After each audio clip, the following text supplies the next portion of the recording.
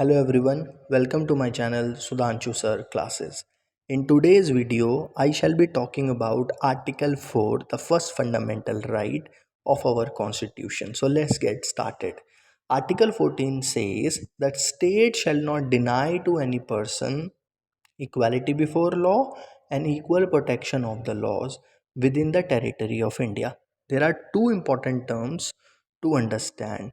First is equality before the law, second is equal protection of the laws. Both terms are very much different from each other, okay? So don't get confused between them.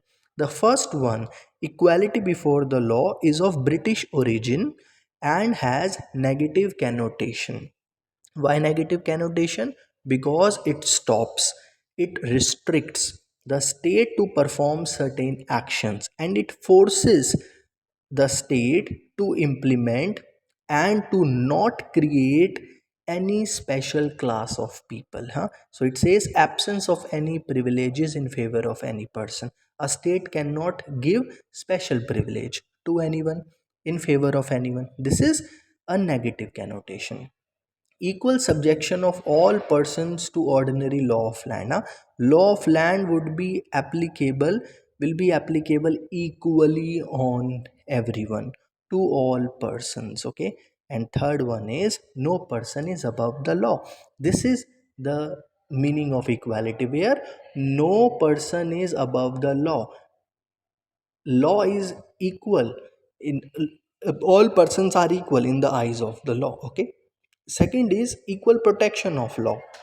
This is of American origin and has positive connotation. It means equality of treatment under equal circumstances. Where you will try to establish equality? Where the two personalities would be situated in equal circumstances. There could be no equality established between the two unequals, okay? If both person are similar, then only an equality could be established.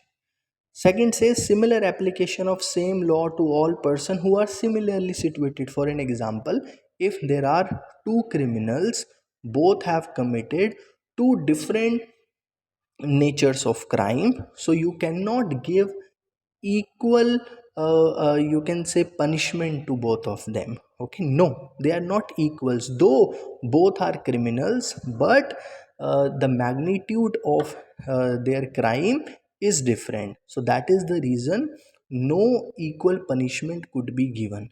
But if there are two criminals who have committed same crime, then equality will be established between the both, okay? So, like should be treated alike without any discrimination. So, what is equality before the law? It means that there would be equality among the equals. Second is rule of law. As A.V. Dicey says, that equality before the law is an element of rule of law. It confirms that there is rule of law applicable in a country. A country is governed by rule of law, and this rule of law confirms two important features. First is absence of arbitrary power.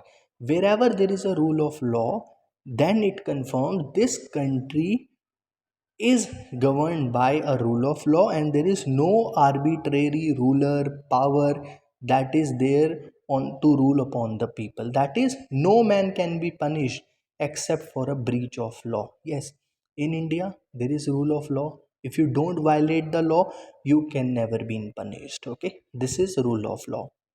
Equality before the law, that is equal subjection of all citizens to the ordinary law of the land. So everyone is equal in the eyes of the law, even if it is an ordinary person or any eminent person. But there are few exceptions to equality. The rule of equality before the law is not absolute. For an example, the president of India, the governor of the states, they are immune. They enjoy certain type of immunities mentioned under Article 361. For an example, the president or the governor is not answerable to any court of the law for the exercise, for the performance of the powers and the duties they perform while holding their office. and no criminal proceedings shall be instituted, continued against the president and governor in any court during his term. You cannot arrest, you cannot begin any criminal proceedings against the governor or against the president. Article 361A say no person is liable for any civil criminal proceeding in any court in respect of the publication of news or true report of any proceeding of parliament or state legislature. So member of parliaments also enjoy this immunity, that if they give any statement, they publish any document, being a member of parliament in the house of the parliament, you cannot drag that person to a court of law, huh? They are not liable for any civil or criminal proceedings, okay, in any court, it irrespect of whatever they speak or whatever they publish. I hope it is clear to everyone. Okay, so though equality is there in India, but it is not applicable on president, it is not applicable on the governors and on the member of parliaments. Article 105 says no member of parliament shall be liable to any proceeding in any court whatever they said or any vote given by him in parliament, and if they vote in favor of anyone, if they said anything, you cannot drag them to the court of law.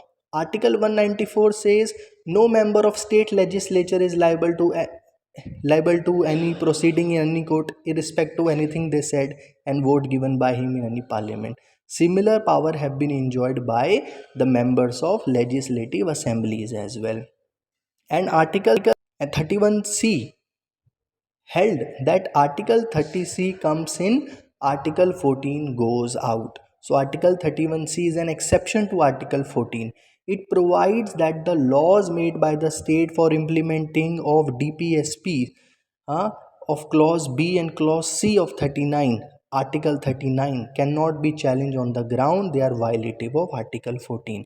If a state try to implement clause B, clause C of article 39, you cannot challenge that they violate the principles of article 14.